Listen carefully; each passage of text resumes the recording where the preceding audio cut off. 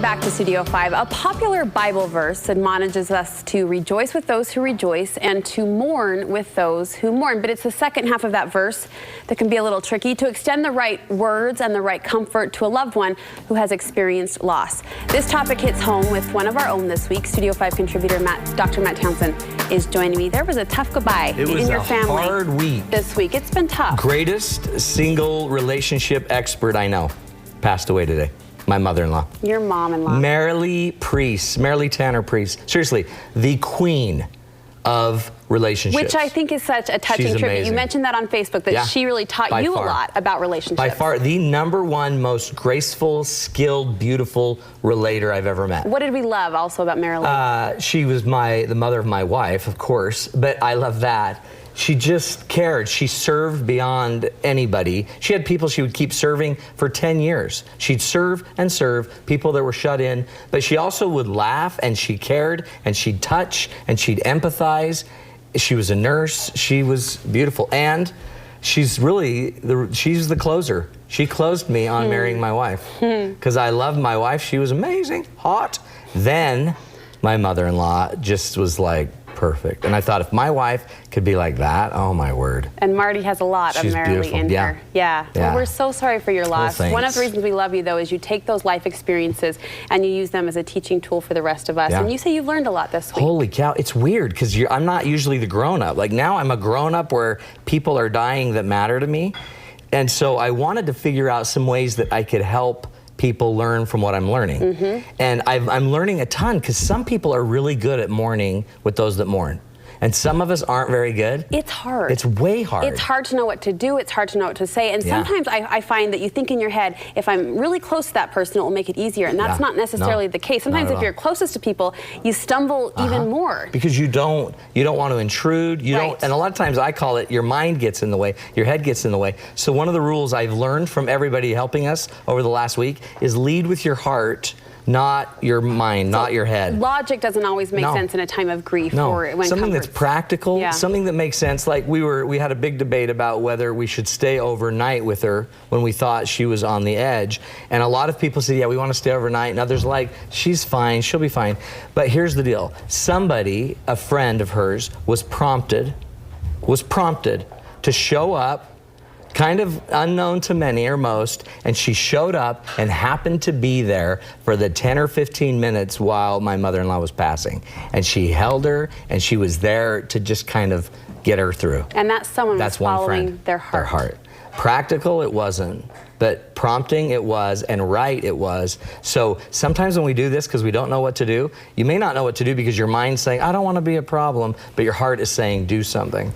Everybody is going to approach grief and handle grief in their own ways, so we have to speak in generalities here just a little bit. Do you find people want space in that moment, or do you find they want people to be close? I think it's the paradox. The paradox is we want community, we want family, we want to know everybody cares and that they cared about this wonderful woman, but they also want space. So the way that we can give both is, let's just be available. Maybe let's use our technology. Let's send a note and say we love you, we're thinking about you. And then what we could also do is maybe show up and shovel the walks. No one on earth is going to put the snow back on the walk if you shoveled it. And so show up. In fact, we always say, in fact, we'll talk about this. A lot of people bring you dinners. They bring you a lot of stuff. But there's other things than dinners, right? And so you could show up in the morning and bring bagels. And that's just checking in. And just check in with the person and lead with your heart and let your heart tell you if there's more you could do or say or how you could serve. But give them space, but kind of circle in a very interesting kind of creative loop.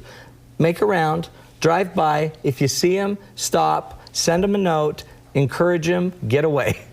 Just give them space. I love this lesson, be real to help heal. The truth is, sometimes in those really tender, sensitive situations, things can get uncomfortable very quickly. You say the antidote to that is to just say how it is and address what it is. Be real. And if you don't know what to say, can I just suggest the best line you can give is, I don't know what to say. I'm not good at this. I don't know what to say. But sometimes we make up silly stuff. Like, you might start advising somebody. You know what you need to do? You need to take your family on a cruise. You need to take the money and take them on a cruise. And, you know, great advice, I guess. But more importantly is why are we talking about a cruise at the passing of a person? Right. Or we talk about other things that are beautiful, like one might just simply be, because my mother-in-law had dementia and Alzheimer's, one might be, you must be so relieved. And yet, in a way, we are. Right. And in a way, we're not. Right. And it's horrible. And so the way to deal with that is, instead of saying, well, yeah, or no, just say, you know what, yeah, I'm both. I'm incredibly relieved that she's not suffering, and I am afraid and I feel lonely. It's tricky because all people are put in vulnerable situations, whether you're the one grieving or you're the one trying to comfort. Everybody's vulnerable. So that advice to be real, I think, kind of strips away the awkwardness that can accompany vulnerability. That's right. And sometimes we like to act like no one died. Like it just is, here we are. Yeah, and here we are. I brought you muffins.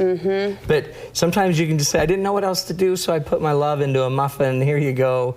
And if you don't know what to say, the benefit of making it healing and making it something that makes you feel better is that I'm going to tell you what I'm feeling. So for the grieving person or the mourning person, just share what you're actually feeling. Okay.